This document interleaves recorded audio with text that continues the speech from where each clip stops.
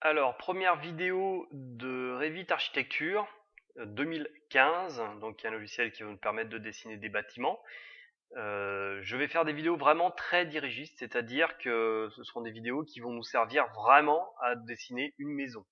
On va zapper tous les éléments un peu particuliers qu'on verra s'il y en a besoin au cas par cas. Voilà. Donc, si je voulais faire un nouveau projet, j'irais dans le gabarit architectural, mais là, pour montrer un petit peu, je vais aller dans un exemple de projet architecture. Donc, c'est une maison. Voilà, ça s'ouvre. Et là, déjà, on voit plein de barres d'outils, plein d'éléments partout. C'est relativement compliqué. Donc, qu'est-ce qu'on peut voir? On a un R. Ce R nous sert à enregistrer sous, exporter, publier, imprimer, etc. On a des outils ici de recherche pour nous aider, parce qu'il y a des aides. On a un ruban. Dans ce ruban, il y a tous les outils dont on va pouvoir avoir besoin. Là, le ruban est relativement grisé parce que je suis sur un plan, et qu'un plan ne sert pas à concevoir, si je puis dire.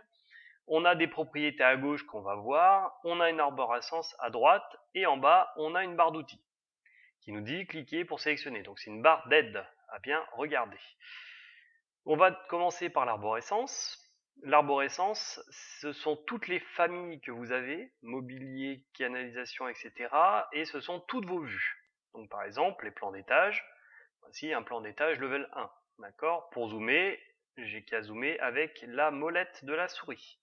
Si je me mets par exemple en vue 3D, voilà, sur la vue 3D, pareil, je peux zoomer dessus et je peux me déplacer grâce au petit cube qu'on a ici.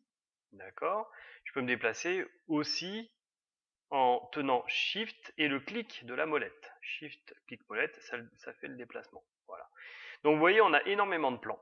Si je me mets sur le plan d'étage, level 1, je vois donc qu'il y a énormément, il y a des annotations, il y a des murs, il y a des planchers, il y a du mobilier. Donc vous voyez, Revit Architecture sert vraiment à tout détailler. On a même des zones qui sont détaillées.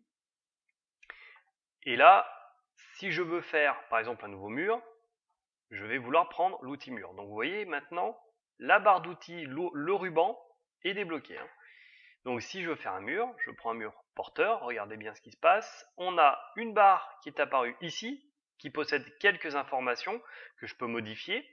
On a des propriétés là qui ont les mêmes informations, mais en ont de supplémentaires. Par exemple, le style de mur que je veux. Je peux même créer mes murs si j'ai envie. Et en bas, on me dit cliquer pour saisir le point de départ du mur. Vous voyez, si je viens cliquer ici, là, en bas, ça change. On me dit saisissez le point d'arrivée du mur. Voilà. Donc c'est comme ça que ça fonctionne. Regardez bien ce qui se passe en bas. Donc je ne vais pas dessiner le mur. Autre élément qui se passe et qui est intéressant ici, c'est que je peux changer le facteur d'échelle et je peux changer le niveau de détail. Je suis en moyen, mais je peux mettre en niveau de détail élevé pour voir un petit peu plus ce qu'il y a dans les murs. En réaliste, voilà, donc ça prend un petit peu de temps pour montrer tout ça. En filaire, si je veux le plus simple possible. En faible, donc ça permet des fois de faire moins ramer l'ordinateur. Voilà.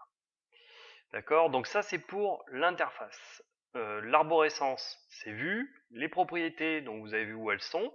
Des propriétés supplémentaires ici. Et enfin, donc le ruban. Petit détail, quand je suis, par exemple, je veux faire un mur, ou par exemple une porte, voilà une porte, donc vous voyez que dans les propriétés ça a changé, on me demande d'autres éléments, et ben je me retrouve directement dans le ruban, dans modifier. Et modifier dépend forcément de chaque élément. On n'a pas les mêmes options si c'est une porte que si c'est un mur. Si je veux annuler, je peux faire échappe, bien évidemment, ou je peux faire la croix. D'accord? Et repartir dans l'architecture. Voilà. Donc faites bien attention que quand vous prenez un élément, vous passez directement dans l'onglet modifier. Donc voilà à peu près pour l'interface. Vous pouvez modifier énormément de choses dans ce logiciel, donc n'hésitez pas à regarder dans l'aide. C'est-à-dire que si vous voulez par exemple modifier ce petit cube, eh ben, vous pouvez aller dans les options du petit cube. Si vous placez par exemple sur le mur porteur et que vous restez dessus sans cliquer, vous avez une aide qui apparaît. De même pour les composants, etc. Donc par exemple au niveau d'un plafond, si j'ai envie de mettre un plafond, j'aurais pas dû cliquer, plafond, voilà, on a une vidéo qui apparaît, qui peut nous aider. Voilà. Donc regardez bien tout ce qui se passe dans ce logiciel parce qu'il est vraiment très intéressant.